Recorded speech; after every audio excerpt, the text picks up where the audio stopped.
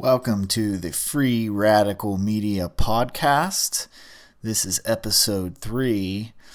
In this episode, we talk about climate change, mass extinctions, and using the power of communities for social change. I hope you all enjoy. Terrifying to me, honestly. The entire climate change thing it scares the hell out of me, you know. But Jay, yeah, talk a little bit about the article if you want. And it essentially it kind of details this guy. He went up. What mountain range did he go to? He went to Mount Rainier in Washington State, and he apparently goes up there every single year. And he started noticing that the snow was the ice cap was melting and becoming less and less, and areas that he was climbing up that typically covered in ice where it was just dirt and rock. And he started measuring it, and he was seeing this rapid change in the ice formations on Mount Rainier. And so he started just essentially doing research to see how quickly the ice caps around the world were melting. And there's a lot of really good statistics that they've come up with. There's a lot of really good numbers as far as, potential 10 years down the road, 20 years down the road. It talks about carbon emission and things that we can do to change it. But, the way that he describes the climate change is pretty bleak in the eyes of these scientists who did this study. But what's pretty terrifying is that an individual can now see with their naked eye the effects of climate change, right?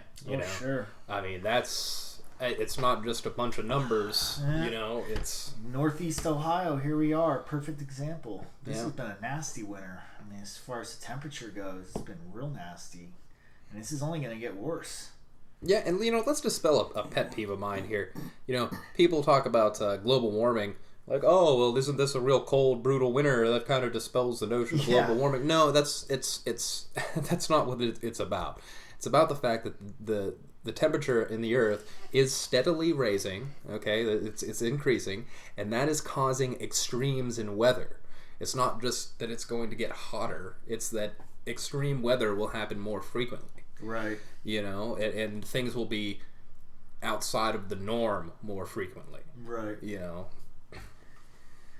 And it's definitely scary because it's like, well, this is how bad it is now, and like you said, we're able to experience this individually. We're not listening to some scientists talk about it. It's like, here it is, and this is only going to get worse.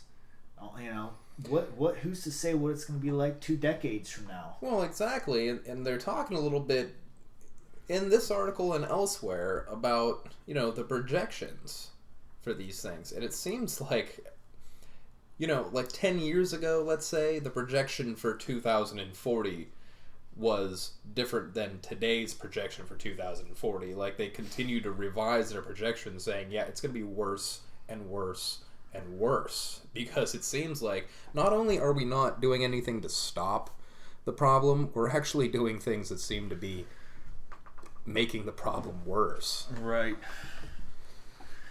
Go ahead. There was an article, and I don't remember what it was in, but they were talking about Japan, and Japan this weekend had something like 45 centimeters of snow, which was a 78-year record. And wow. I mean, that's, you could say, okay, well, everything happens in trends and stuff, but when you have you have different countries like Australia setting, absurd temperatures in the summer, way over 100 degrees, I think over 120 degrees in some parts of Australia. We have these constant changes every few years of setting record highs and record lows that only really just speaks to the drastic changes that are happening around the world at different times. I mean, you could say, yeah, the overall median temperature is only slowly going up, but when you have these drastic changes in individual areas of the world, that has to be a cause for concern. I mean, that shouldn't be how we shouldn't be setting records every single year. Yeah. And this threatens the manner in which we raise animals and grow food, especially in terms of individual climates, which is a problem for everyone. Right. It's not like we aren't going to be affected by this in the West. We have been, we are, and we will certainly bear just as much of the burden for it in terms of the fallout as everyone else. I mean, this is a global problem. And it makes you wonder what it's going to exactly take for us. Because, I guess the big argument is, if you talk to anyone that studies this thing seriously, they'll tell you, climate change is pretty much proven. Yeah. Right? It's whether us as humans are actually affecting it. Mm-hmm.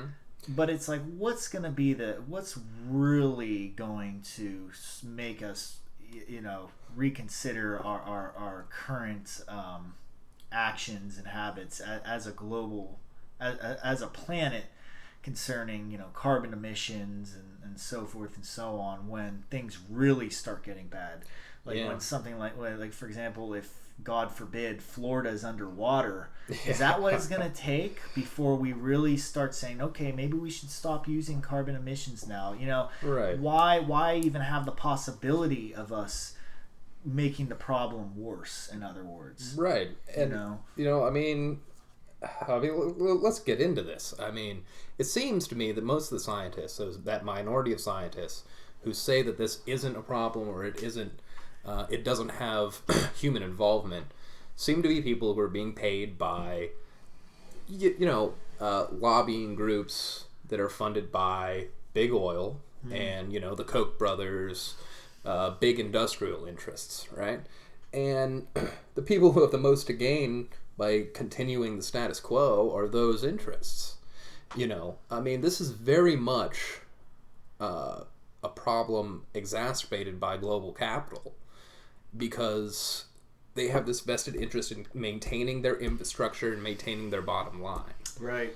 They're not interested in saying, well, okay, yeah, let's switch to sustainable fuels, because they already have this huge investment in their infrastructure, their way of doing things. Perfect example, look at China. I think it's like Beijing or one of those cities. They can't even see the sun. Yeah.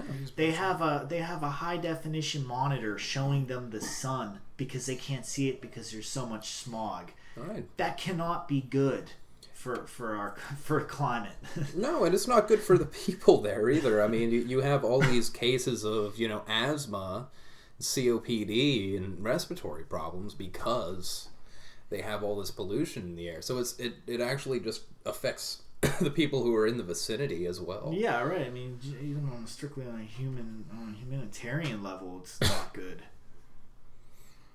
I was looking. I found this article on the New York Times a couple weeks ago, and it was talking about climate change, but it was talking about Coca-Cola, and Coca-Cola, their vice president, Jeffrey Seabright, he was quoted in there, and he was talking about, how their essential ingredients, it's a threat to get their essential ingredients because of floods, droughts, and just this unpredictability in the environment. And it's interesting, when you start having these major corporations like a Coca-Cola, or anything like Coca-Cola, that's really the only way that we're going to change the way we're doing things.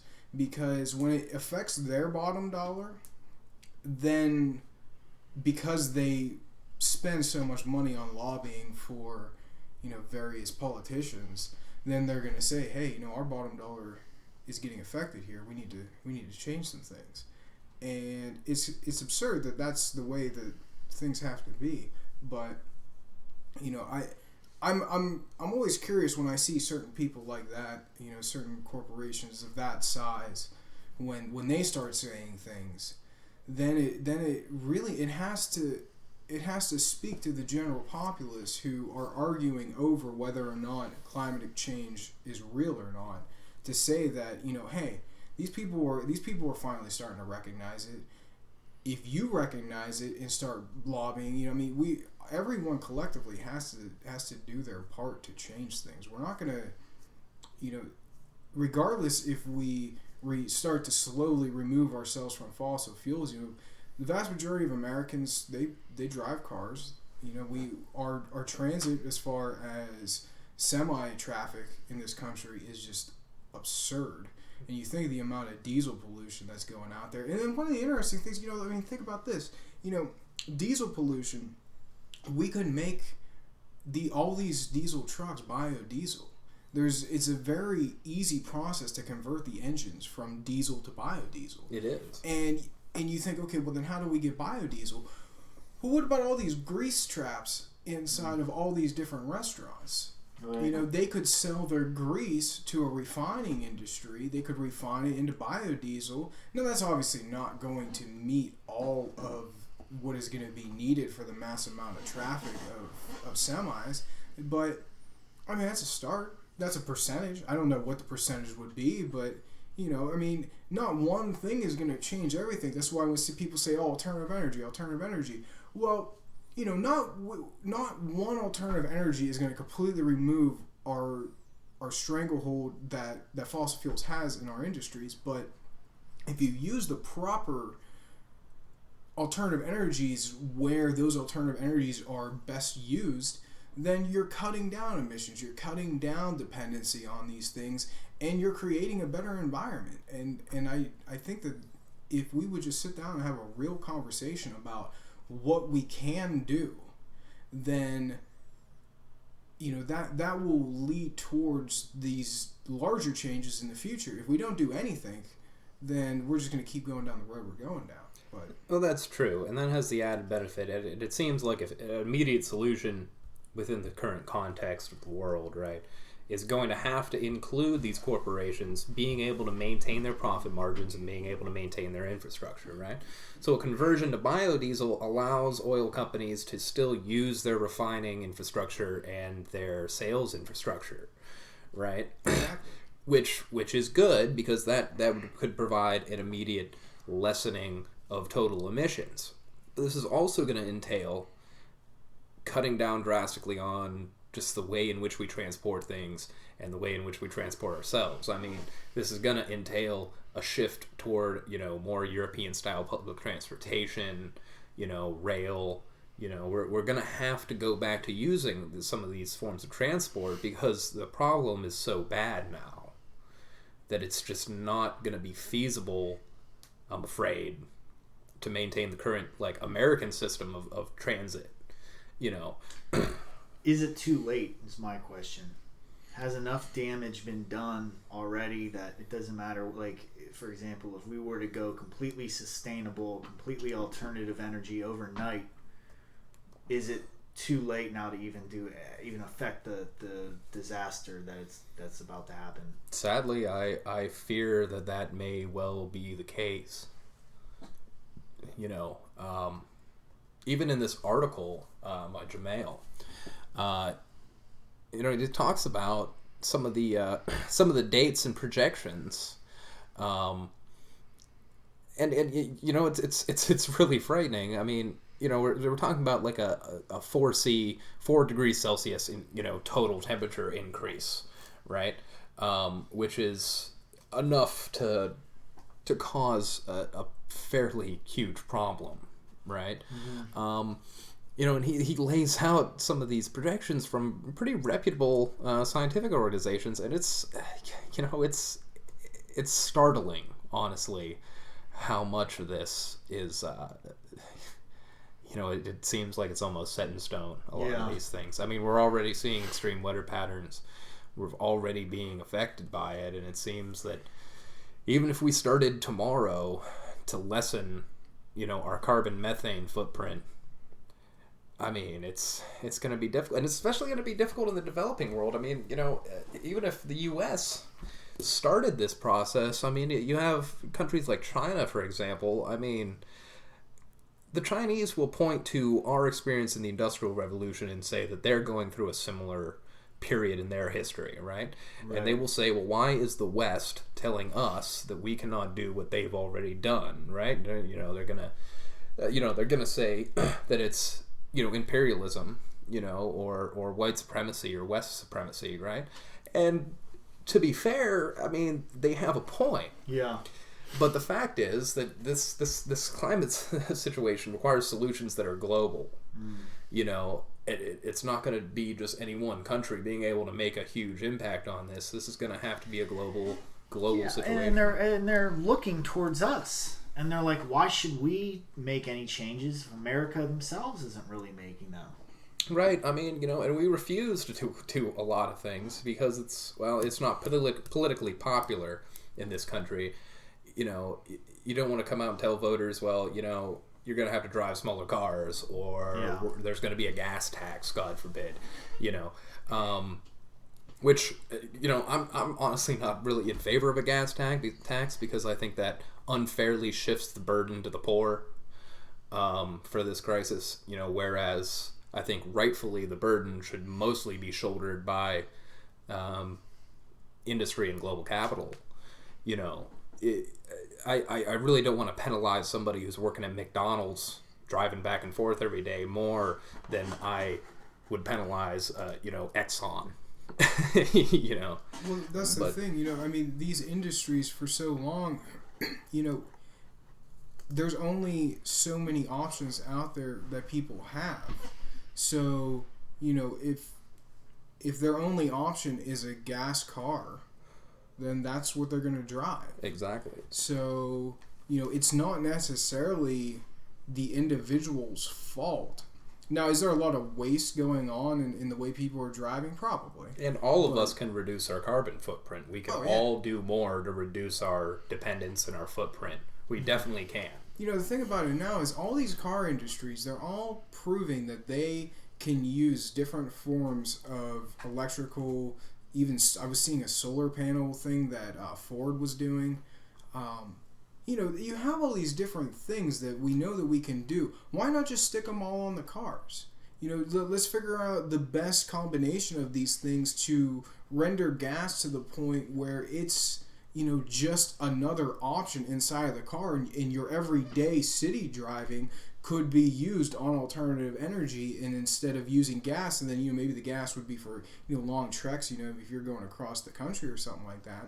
But what's the average person? I mean, how many times do they drive across the U.S.? Their average driving is day-to-day city driving for their job. So if we can create a car that is running on these alternative energies of electrical or solar or whatever, I mean, I've seen hydrogen cars. If we do these things, then it will cut down dramatically. And really, the biggest thing, obviously, is about making it cost effective for the consumer. Exactly.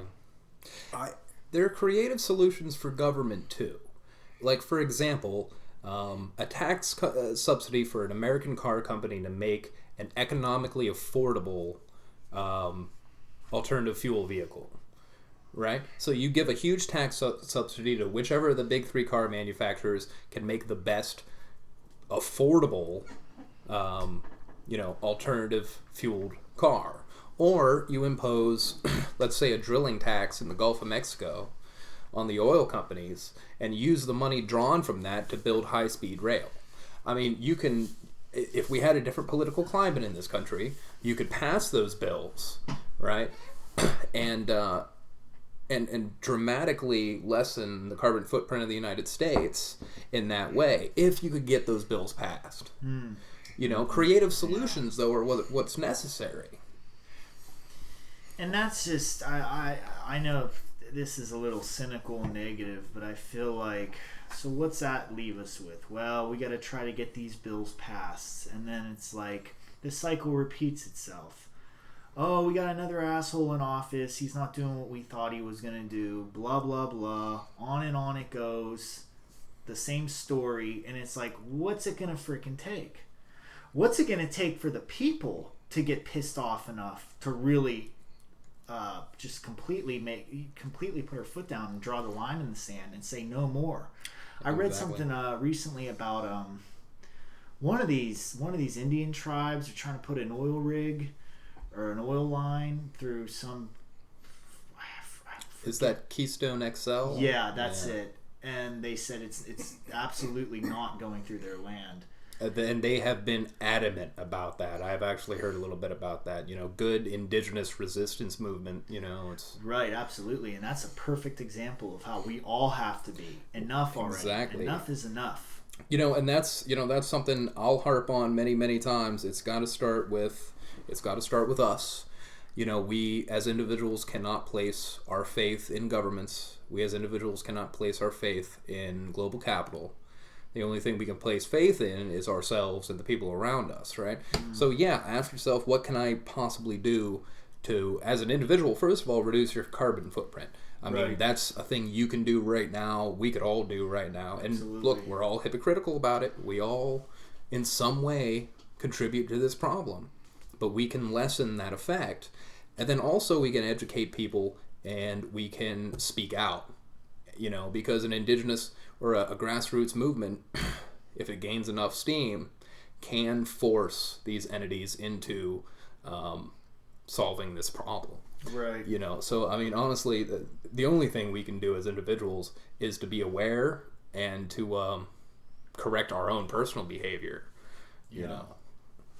You know, it's funny. A lot of the, especially this Keystone Pipeline, New York Times released an article about how the State Department just released their study on the environmental impact, and of course it found that there's going to be no environmental impact.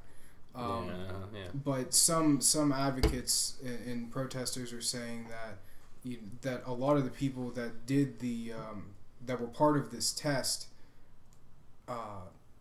used to work for the same oil industry that would be pumping the oil through this pipeline. They said that there might have been some conflict of interest there. And really, another thing that the pipeline, I mean, there's things that can happen with this, that would have massive detrimental effects on the environment, if there was a spill of some sort. But I mean, let's talk about something that's already happening with fracking. There was another article in the New York Times about North Dakota, and there is a specific field up in North Dakota, and I'm going to find it here real quick. It is releasing something like 3.5 times, or it's releasing, the amount of carbon it's releasing into the air is equivalent to 3.5 medium-sized coal plants. And I mean that's absurd. It's the Bakken or bacon field in North Dakota. And they're saying that they're trying to cut down the emissions, and they're trying to get this down in the next couple of years. I mean, why are we not forcing them to shut down operations until they're able to get their emissions down? Right. I mean, that amount of waste is just absolutely absurd. They said that they're going to try and have it down by 2015. So I guess that's not really too far away, but still, I mean, that's crazy if you're producing that amount of carbon waste. I mean, the sad truth of it all is people aren't going to get interested until it affects them as an individual. until one of their family members gets sick, or until some sort of horrific disaster happens because of these things. You turn your tap on and your water catches on fire. Right, Well, yeah. right. Yeah, you got that. You have these small earthquakes that are being caused because these pockets are being drained. Yeah, this is something that's happening in our area, by the way. yeah. I mean, this is a major frack field here. This is an issue. We sit on one of the largest fault lines in North America. Now, granted, it's been dormant for a very, very, very long time, but just because it's dormant doesn't mean that we can't cause small fractures, and those small fractures could potentially cause decent earthquakes that are going to do structural damage, potentially kill somebody, who knows? I mean, it's an earthquake. And, I mean, these are issues. These are, and then, if within the process of extracting this stuff, you have the potential of spills, you have the potential of polluting the soil, which then causes issues with crops. There's a potential that the crops will bring in as they're bringing in nutrients through the root systems, they bring in this spill that's been put in the oil or been put in the soil. Let's talk, West Virginia.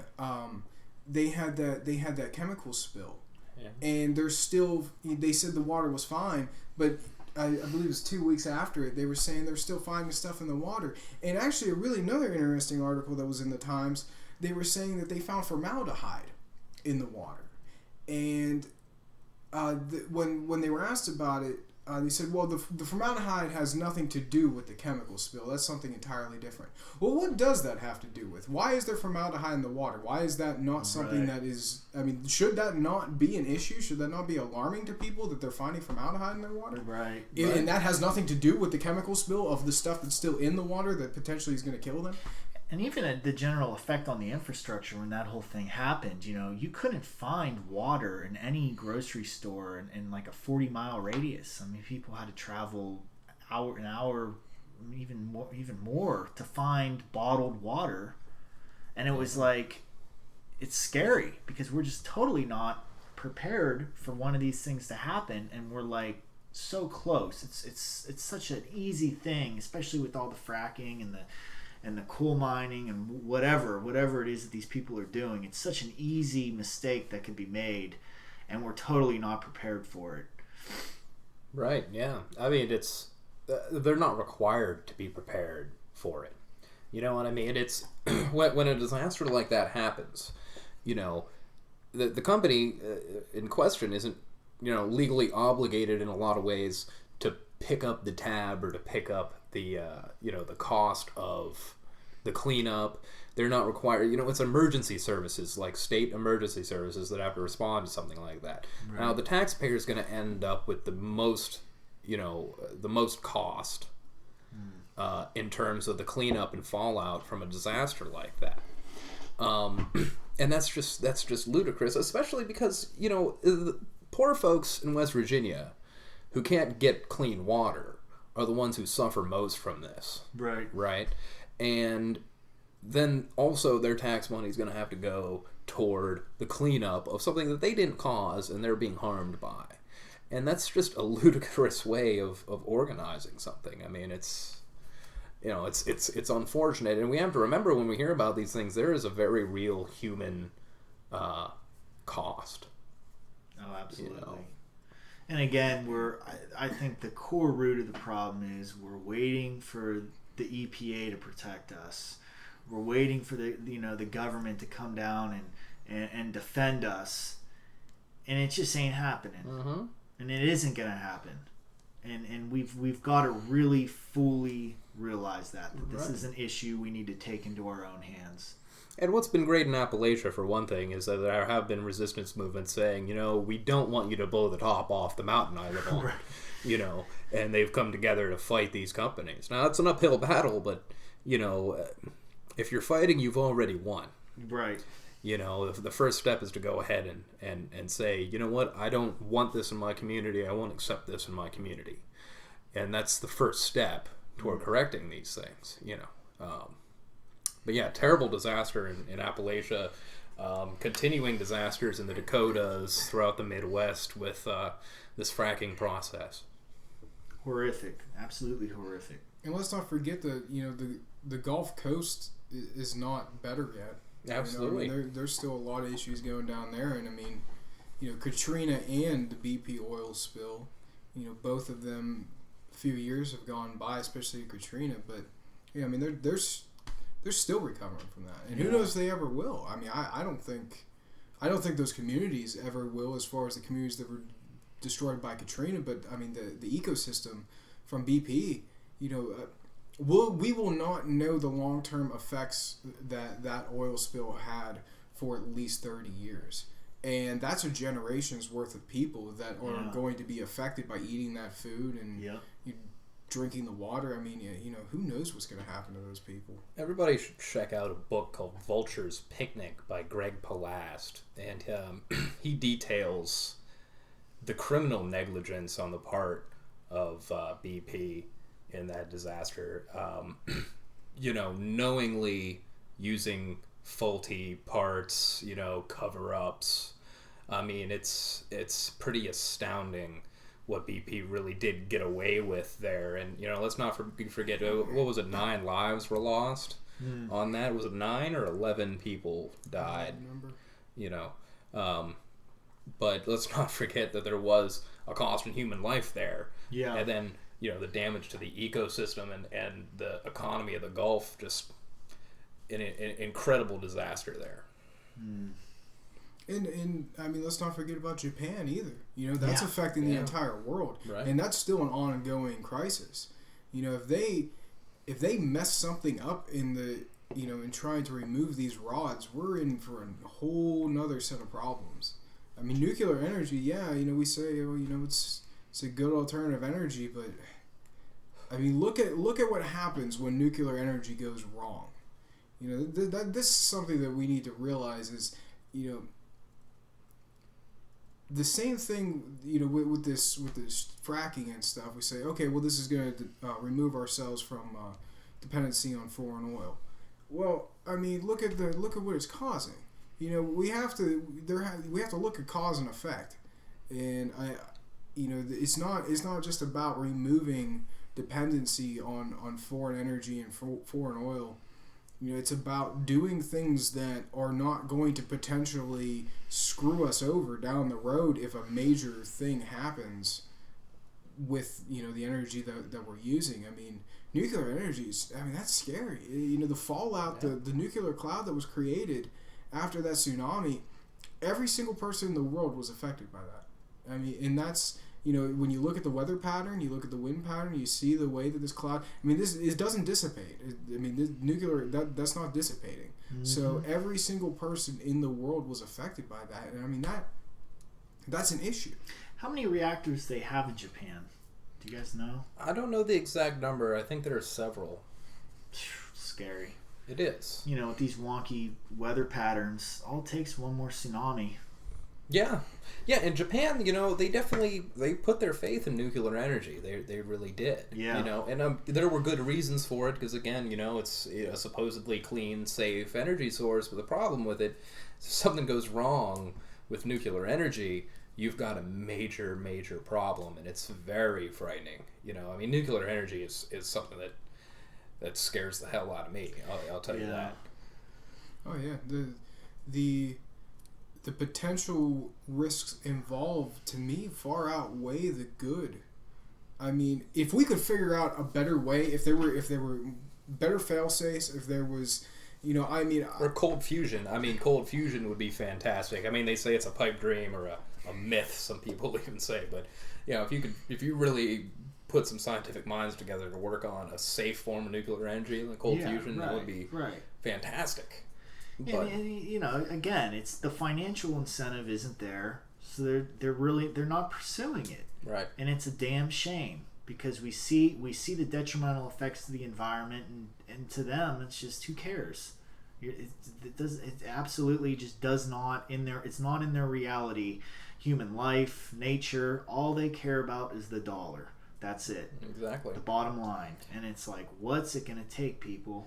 Exactly. I mean, the behavior of the entities that control our energy infrastructure worldwide is almost always irresponsible and very often criminal. And you know, it's scary to think of the things that go into you turning your lights on, you know. Oh, that's that. There was an article. I'm not gonna. I want to say it was in the Times, but I don't think that's right. And they were talking about the grid, the electrical grid in America, and they were saying some of these giant power stations are, some of them are over 60 years old, and they weren't built to last that long. And they say it's just one little thing away from a quarter of the country not having power. Right. And that's an issue. How many people, if they don't have electricity, so let's say for 2 weeks, a week even, or that's gonna cause a major impact on a lot of people's lives. Oh, no doubt. Yeah. In the way when you look at that, I mean, people aren't prepared for that. What if you don't have electricity for an entire month? I mean, that is going to cause huge issues. You're not able to store your food in your refrigerator or your freezer. Right. If you have an electric oven, now you're not able to cook, or with your microwave, your toaster, Right. any appliance. And then you say, okay, well, you can use a generator. Well, how many people have a generator? Yeah. And then that's the whole problem. It's like people haven't actually thought that through. I think people believe that, I don't know, FEMA is going to come save them or something. Yeah. I mean, it's like, and I guess really the solution to something like that is A, become educated, and B, put a little forethought in case something like that were to happen, Right. Save a little water. Put a couple gallons of water in your basement. A couple cans of food to last you a few days, Right, because the problem here is that you as an individual have to be prepared, because these people don't care about you. I mean, they do not care about you. I mean, look at a few years ago with Enron, right? Now, this was a company that was manipulating stock prices and causing rolling blackouts in California so they could get their stock price up. Right. Okay? They don't care that you don't have lights or heat. Right? They don't give a damn about that. What they care about is their bottom line, their bonuses, right? So, sadly, a lot of our lives are in the hands of people that, if they are indifferent to you, or even disdainful of you, so you do have to be prepared, sadly, because we live in a world where the people in control just simply do not have your best interests at heart.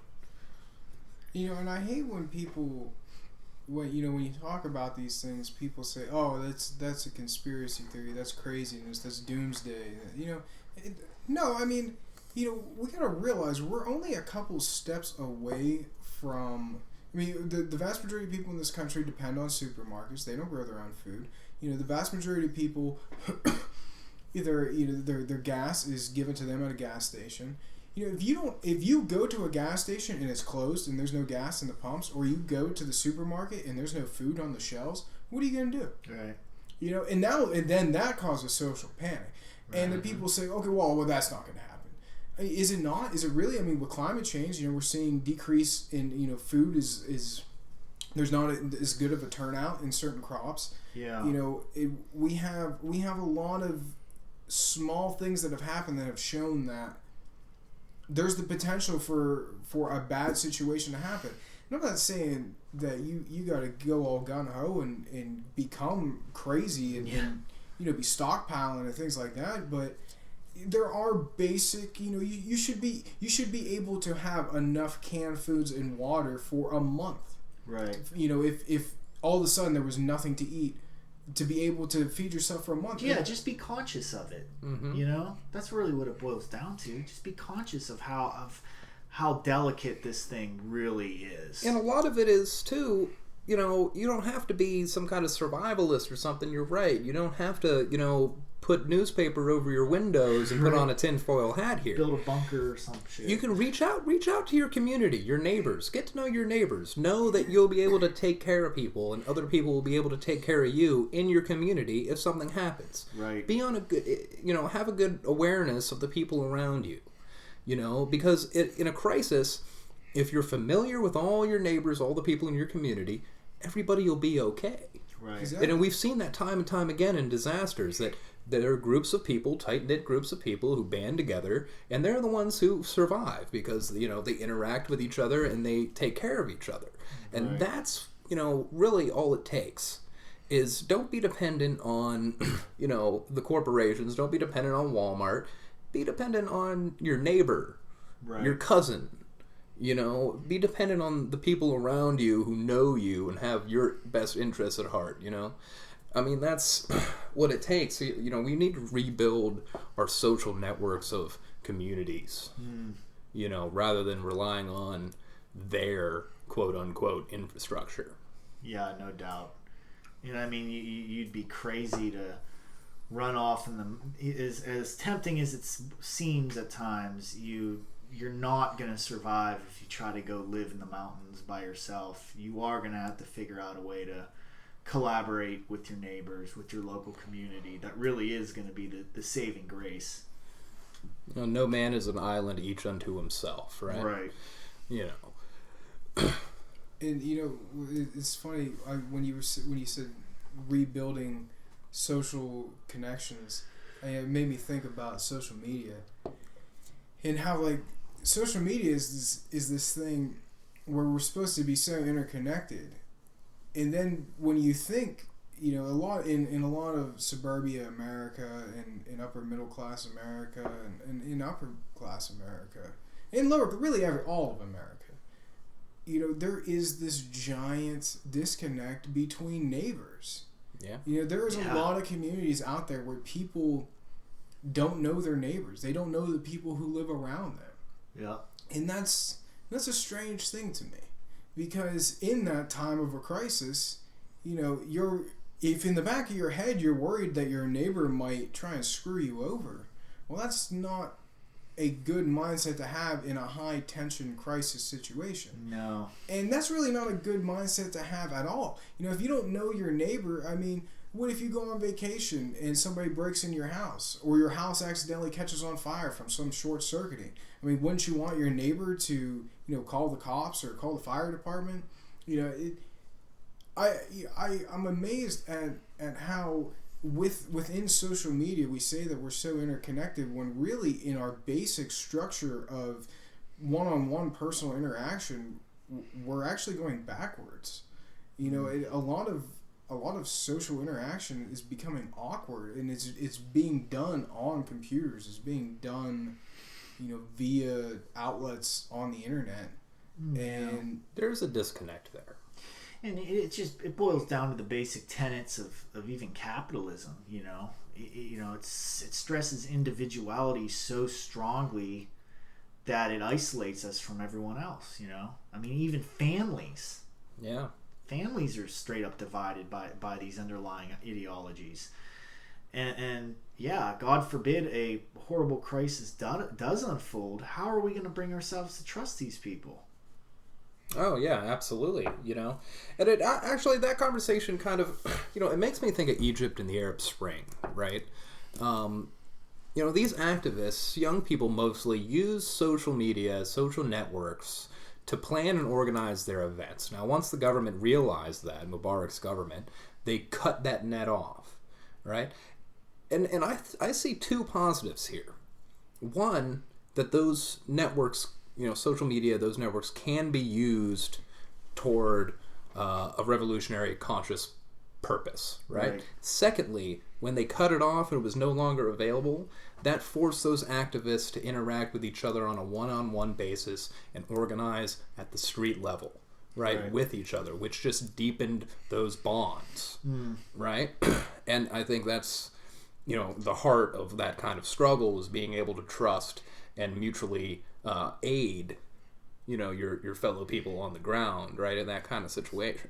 So I see positives and negatives, both, but at the end, to actually organize something that brings a community together face to face, I think is a positive. Right. But certainly it can be very isolating as well, using social, especially in the West, where we're sitting in our room talking to people or arguing with people we've never met on the internet, right? I mean, that's that can be terribly isolating. Tweeting what went on at the Grammys or the Super Bowl or Right. whatever, yeah.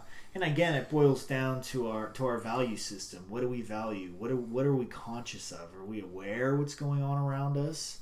Yeah. I mean, that's really what it boils down to. What is in the front of our consciousness? For the majority of people, 95% of them, they're not aware of this, especially here in America. They're totally apathetic to these issues. Sure.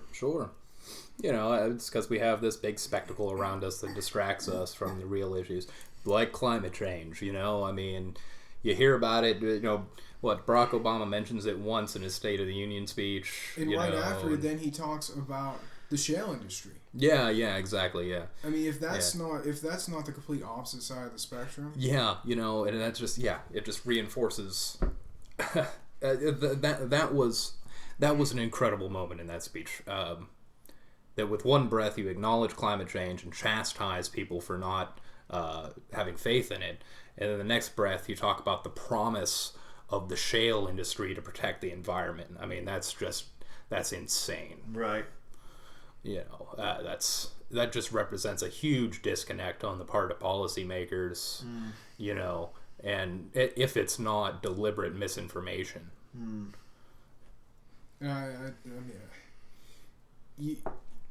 All you have to do is really just go and read a couple articles, a non-biased articles. Yeah.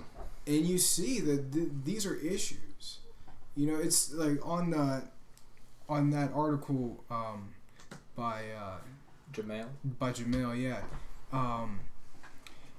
In 2012, the International Energy Agency said that we were going to reach a 2 degrees Celsius increase by 2017. Which is a conservative estimate. That's a conservative organization. Yeah, they're a conservative organization, exactly. And then in November 2013, the same agency predicted a 3.5 Celsius increase by 2035. Now, there are much larger increases listed throughout this entire article, but the 2017 one really jumps out at me because that's 3 years down the road. Right. And if this is a conservative group, then obviously, you know, they were trying to be as conservative as possible in their research. So if they think that is a possibility, I mean, that's dangerous. 2 degrees Celsius, we're not going to notice that on ourselves in as far as how we are living as people. But the problem is that we're going to notice it with coral reefs. We're going to notice it with phytoplankton. We're going to notice it with these base things that are the core of the food cycles and the life chain of this entire world. When you start taking away these building blocks of the food pyramid, then that is what ends up then we eventually see the results as people. And you know, those are the initial changes that are going to happen. And that's, you know, we're going to ignore it at first because we're going to think, oh, well, that's not affecting us. But then, you know, when you have sea life dying off, when you have crops not growing because the growing seasons have been shortened, you know, and this continued change in the weather patterns, you know, we got over 7 billion people in the world. We got to feed them all somehow. Yeah, I mean, I'd venture to say a 2 degrees Celsius increase 2017. We're definitely going to see that in terms of crops. Yeah. Farmers are going to notice that. And in just the last year, I remember reading, you know, this was just a little blurb in like, I think it was the Times, that said they had just, the largest like transport ship ever had gotten through the Northwest Passage. Yeah, because there was so little pack ice. Right? And, I mean, that's crazy. Well, another interesting part, and I don't know if it was part of that same thing, it might have been a separate article. This past year, the North Pole melted completely for the very first time in our recorded history. of monitoring the North Pole. Right. You know, and I mean that to me kind of speaks volume when we've been doing this for over 100 years. I want to say, so it's like maybe 110, a little bit more than that we've been monitoring the North Pole. I mean, what does that say to people? Yeah, the house of cards is coming down, and I think really artists, poets, people doing things like we're doing here, we have an obligation.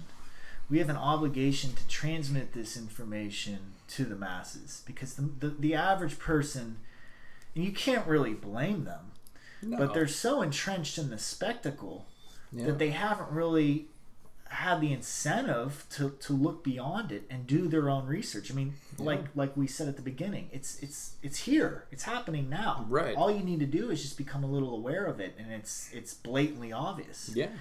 And a good example of that, I think the ideal example of that is, I don't know if any of you guys have seen the film Baraka. No. Must see film. I'll let you guys borrow it. It's like it's magic. It's a high form of art, and there's not one word of dialogue in the whole film. It's all imagery, and it's all imagery. It just shows you. It doesn't argue. It doesn't philosophize. It just shows you. You could come to your own conclusion on it. Shows you the state of what's going on, and things like that, of using media and various forms of art to show the undeniable truth of what's going on, I think is what's ultimately going to wake people up. Hopefully. I mean, that's how I hope it would happen. I agree, and certainly I agree with you when you use the term obligation. You know, we do have an obligation as people to inform others about these things, you know, and to try to do something about it. Right. We have an obligation not just to ourselves or out of some kind of self-motivation, but we have an obligation toward our children, our friends' children. Right? To do something about this, you know. It's true, you know. It's going to affect every single person in the world. No one is immune from this. Doesn't matter how much money you have, doesn't matter how much power you think you have. Every single person is going to be affected by this. Yeah. And, you know, if we don't start making changes, I mean, who knows what will happen? We won't know until we're there. And we're going to get there sooner rather than later if we keep doing what we're doing. Exactly. Yeah. Yeah, and it even goes, I mean, obviously humanity's going to feel the brunt of it, but, you know, all the different forms of plant and animal life, you know, I mean, we're undergoing, according to some estimates, an extinction right now. Yeah, they mentioned that in the Gmail article, actually, that, you know, we're in a period that could very well be called a mass extinction period. I mean, that's an accurate title for the period we're in right now. There's something, I want to say it's, oh man, I'm not going to remember. I believe it's in this article where they're talking about the amount of species that are dying off. Yeah, and it was a shocking number. It was a ludicrous number. It was something like 100, 200 a year species. And it is in the article. And that article, by the way, will be linked to this video. But yeah, it's really truly shocking. It's frightening. This is continually affecting the entire ecological system across the world. You know, I mean, we have species that are being displaced. You know, obviously the oceans are suffering incredibly, not just from climate change, but from overfishing and pollution. I mean, we're really doing a number on the planet. And it would be fine if we had another planet to live on, but we don't. This is it. This is it.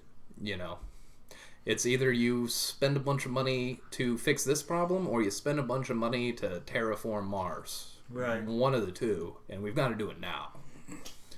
Crucial. I mean, I think logic only speaks to just let's try and fix this planet. Exactly. Yeah.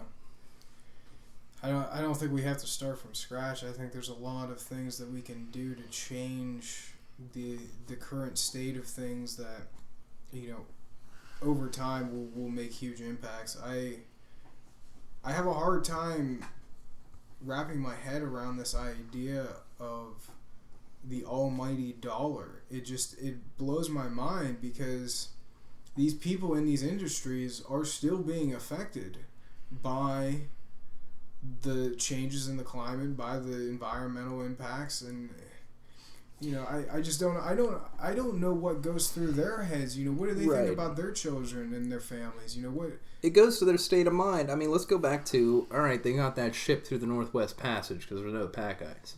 Well, that means that company knows damn well what's going on.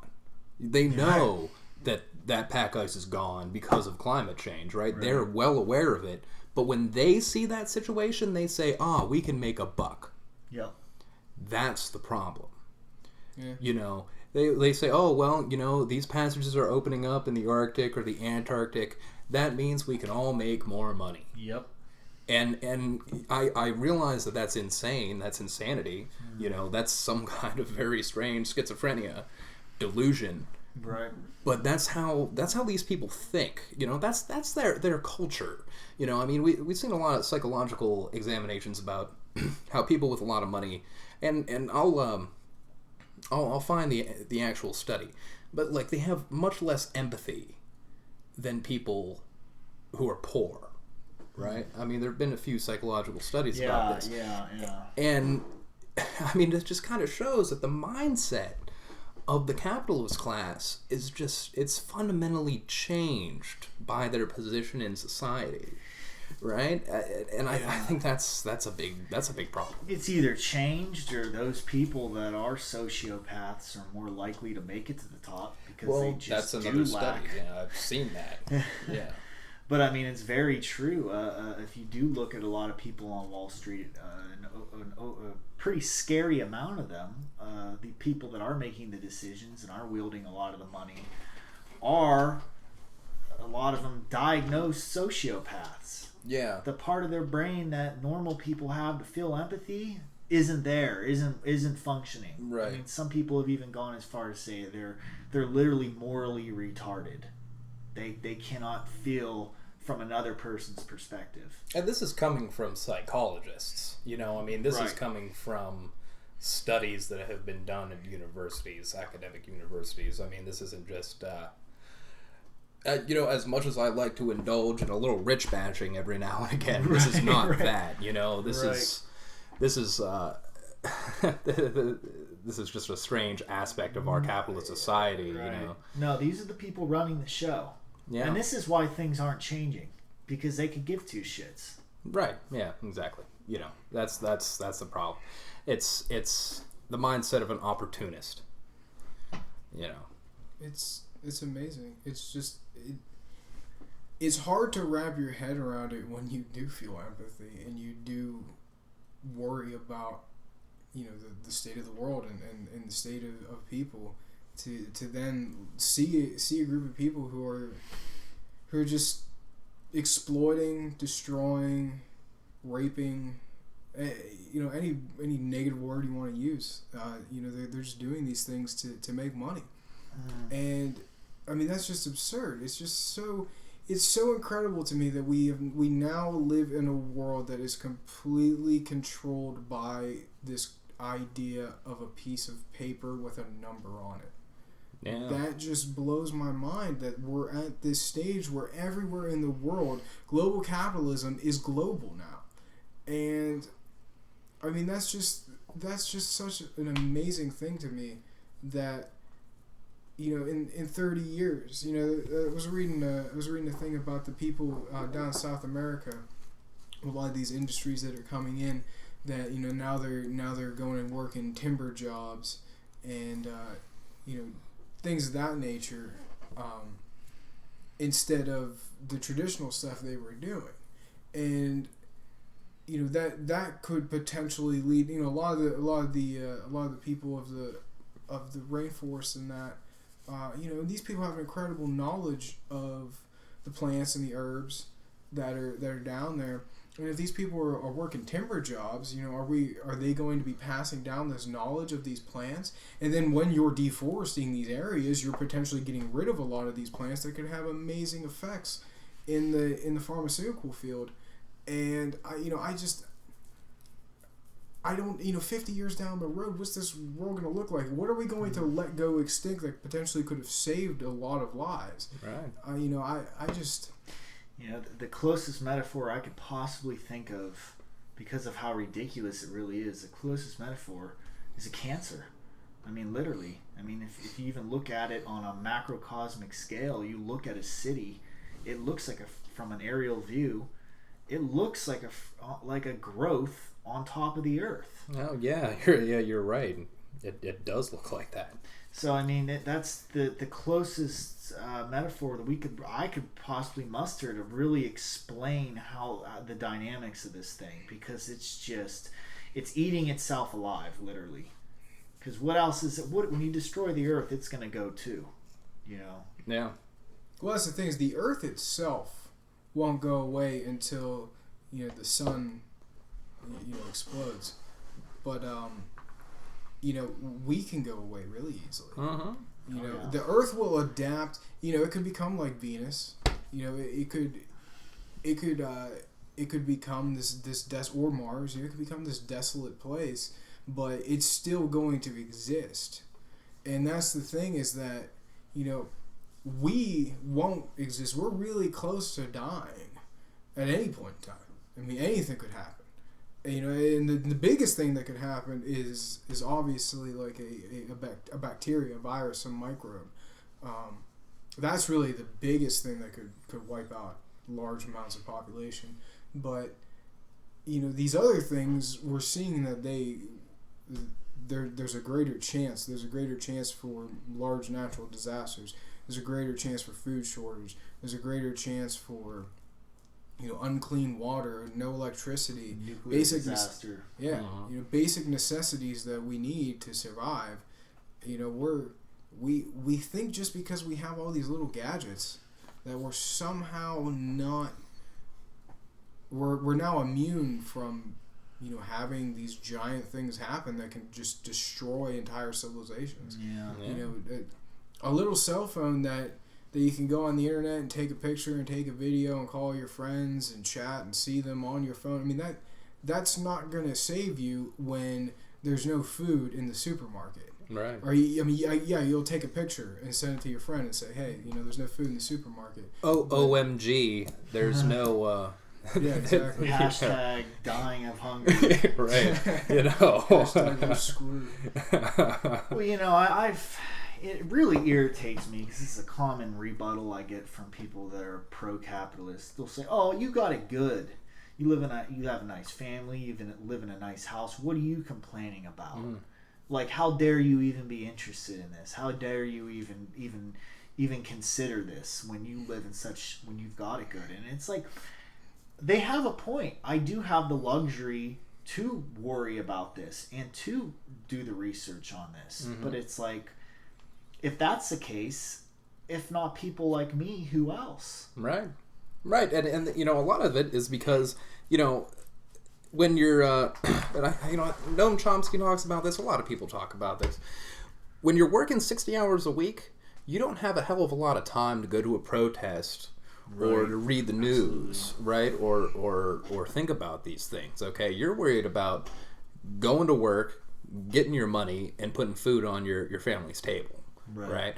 So if you don't have the luxury of having a lot of time, you can't keep informed on these things, right? I mean, you're forced into a position by global capital and by our system where you are going to be, ignorant to these facts. And that's how they want it. Right. And in the West, we live better in the Western world than anybody else. But the fact is, if you're an empathetic person, you realize that there are billions on billions of people who are living very terrible lives because they are supporting this lifestyle that we lead. Right? The carbon footprint of a CEO on Wall Street is many times higher than the carbon footprint of somebody in the Sudan. Right. And we subsidize this lifestyle on the backs of nations in Southeast Asia and Africa and all over the world, right? And even here, I mean, the people who have to work 60 hours a week to get by, the rest of the upper classes are maintaining their existence on the backs of them, Right. So if you look at the big picture, you can't help but say, look, this just isn't working. Yeah, I mean, if you have a beating heart, you can't, right? Right. I mean, It's, yeah. I think one of the other interesting things is, people talk about population control. They say, well, I mean, we got so many people, they're being born already. The Earth population is growing so much. We preach population control in third world countries. And the interesting, and I'm not going to remember where I read this. It was a little while ago. But they were saying that a child born to a woman in Bangladesh versus a child born to a woman in the United States. The child born in the United States is going to use some astronomically larger amount of resources than the child in Bangladesh. And, we say, well, let's, these families are having 12, 15 kids in these countries. Well, there's a good chance that 5 or 6 of those kids are going to die before they're 15 years old because they don't have proper health care, they don't have proper nutrition, they don't have the basic necessities they need to live a sustainable life. So, the thing of it is that when you preach one thing and you do another, especially from the West, because America likes to tell people what to do, we should probably practice what we preach and stop telling other countries what they should and shouldn't do. And, if we really want to be this beacon to the world of how, you're supposed to live, well, let's change the way we do things. Let's stop exploiting things. Let's stop bullying people, and let's create a country that 60% of the world doesn't despise. Yeah. Because we wouldn't have terrorism. We wouldn't have these groups who despise America if we weren't doing things that are just atrocities. Right. I mean, we meddle in other people's affairs when we can't even keep our house in order, and that's the tragedy of it. It speaks to the arrogance of this country is really what it is. And I guess that comes along with being an empire. I'm sure the Roman emperors felt the same way about their subjugated peoples. And I understand that's rhetoric. I understand, calling America an imperialist country is not a new thing, and it's kind of cliche, right? But I mean, take a look at it. When I look at the foreign policy map across the world, I'm sorry, I see an empire. I see imperialistic tendencies. And it's like, even if you look at someone like Maslow's hierarchy of needs, right? Mm-hmm. If you don't have food on your table, you're not, it's human nature. You're not going to worry about the state of the state of the country, the state of the planet. Your first priority is to get food. Yeah. Find somewhere to sleep. Right. So when you have a large portion of the planet that those are the things they're worrying about on a day-to-day basis. Yeah. It's like, well, who else is there to take care of them? The people that are like the people that they're working for, that they're slaving away for, right? The at least the ones that are conscious of what's going on. So, going back to what I was saying earlier, it's really boils down to, do you have the time? Like you said, Noam Chomsky says, well, when you're working 60 hours a week, you can't really worry about this, right. You don't have the time. They've literally robbed you of the time to worry.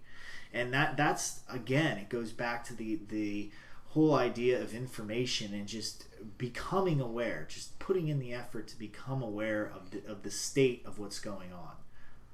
You don't become aware by taking an hour when you get home after you eat your dinner to turn on a major network and listen to their newscast You know, that you're not going to find out what's going on in the world. You're going to find out what they want you to know what's going on in the world, and that's not going to inform you. You know, you got the internet. We got this great technology. Go on there and go to alternative sources for information and really see what's going on. All right. Look, just remember, everyone. I mean, it's whether you're living in a shanty town somewhere or you're living in a mansion, there's always an opportunity for revolutionary change, no matter where you are, right? Just have to be aware and begin to cause that change.